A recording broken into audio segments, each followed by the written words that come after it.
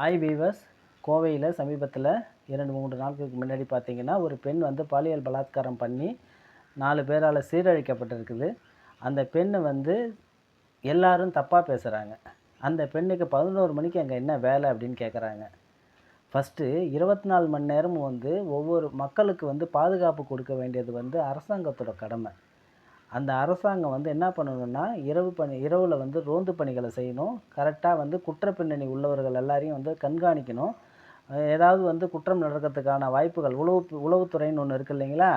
அந்த உளவுத்துறை மூலமாக ஏதாவது அசம்பாவிதம் நடக்குதா, போகுதா, வருதான்னு முன்கூட்டியே அறிஞ்சு அதை தடுக்க வேண்டிய கடமையெல்லாம் அரசாங்கத்திற்கு இருக்குது.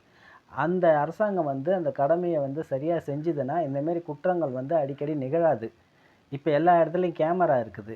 கேமரா இருக்கிறது வந்து ரொம்ப ப்ளஸ்ஸு தான். அவங்களால ஈஸியாக வந்து ட்ராக் பண்ண முடியும். இந்த 3 பேர் அந்த பெண்ணை வந்து கதற கதற கற்பழிச்சாங்க இல்லைங்களா? அந்த நபர்கள் வந்து யோக்கியம் கிடையாது.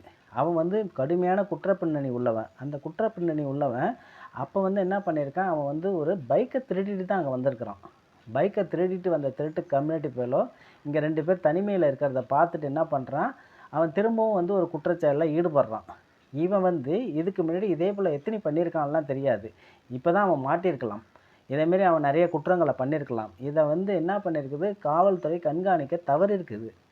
இப்போ எல்லாரும் வந்து அந்த பொண்ணை வந்து என்ன பண்ணுறாங்க, தவறாக பேசுகிறாங்க. இது மிகப்பெரிய தவறு. கூலி பான்ஸ் ரூ. 200 வந்து காசு வாங்கிட்டா என்ன வேணால் பேசலான்னு பேசக்கூடாது.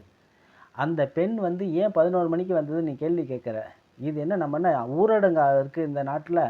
தமிழகத்தில் என்ன ஊரடங்கா போட்டிருக்காங்க? தமிழகத்தில் தாலிபானை ஆட்சி பண்ணுறாங்க. இது என்ன சிரியாவா இது?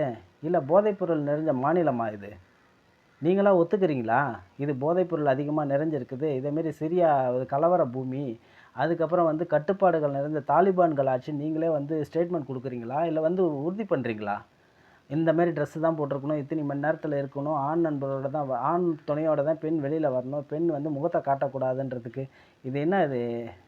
இது ஆப்கானிஸ்தானா இல்லை பாகிஸ்தானா? இது இந்தியா. மதசார்பற்ற நாடுன்னு சொல்கிறீங்கல்ல. ஒரு பெண் உன் தட்டில் வைக்கிற சோறே வந்து நான்வெஜ் வச்சா என்ன சாப்பிடுன்னு என்ன சாப்பிடக்கூடாதுன்றத வந்து நீங்கள் யாரும் முடிவு பண்ணக்கூடாது, நான் முடிவு பண்ணணுன்னு வியாக்கியானம் பேசுகிறல்ல.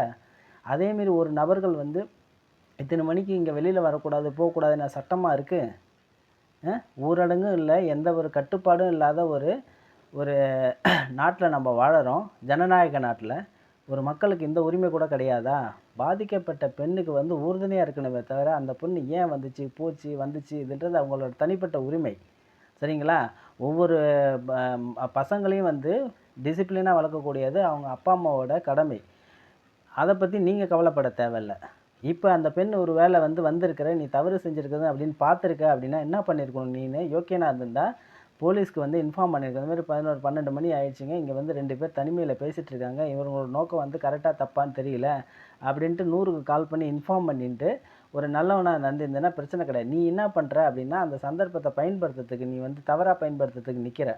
அந்த அயோக்கிய பயலை வந்து நீங்கள் தண்டிக்கிறதுக்கான முயற்சியை எடுக்காத, அரசாங்கத்துக்கு வந்து ஒரு நெருக்கடி கொடுக்காத, அரசாங்கம் அவங்க மேலே நடவடிக்கை எடுக்கணும்னு நீ விரும்பாத, அந்த பெண் மேலே பழி போடுறதுன்றது வந்து மகா அபத்தமான ஒரு விஷயம்.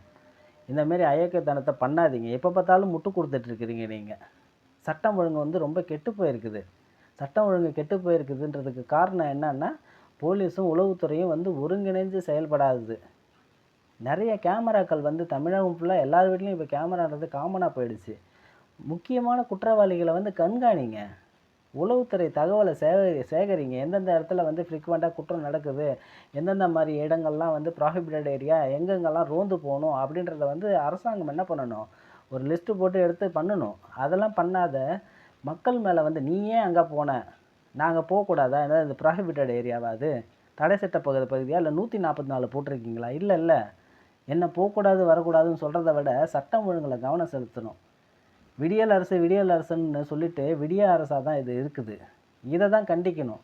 200 நீ வாங்கிட்ட அப்படின்றதுக்காக என்னென்ன வேணாலும் சோஷியல் மீடியாவில் பேசாத. உனக்கும் வந்து இதேமாரி ஒரு ஒரு பெண் பிள்ளையோ இல்லை உன்னோட அம்மாவோ இல்லை அக்காவோ வந்து ஒரு பெண்ணாக தான் இருந்திருப்பாங்க. அவங்க பாதிக்கப்பட்ட நீ இதேமாரி தான் பேசுவியா நீனு?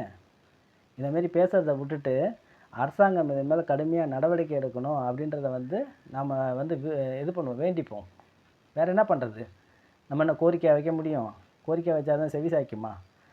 அதனால் வந்து நீங்கள் வந்து அந்த பெண்ணை வந்து குறை சொல்கிறத தயவுசெய்து நிறுத்துங்க. ஏன் 11 மணிக்கு போச்சு கீச்சுன்றதெல்லாம் அபத்தமான கேள்விகளை விட்டுட்டு, அவங்க குடும்பத்துக்கும் அதனால் பாதிக்கப்பட்ட நபர்களுக்கும் என்ன பண்ணணும் அப்படின்னா வந்து ஆறுதலாகவும் ஒரு அன்பான ஒரு வார்த்தைகளை சொல்ல முடியலனாலும் அமைதியாவது இருங்க.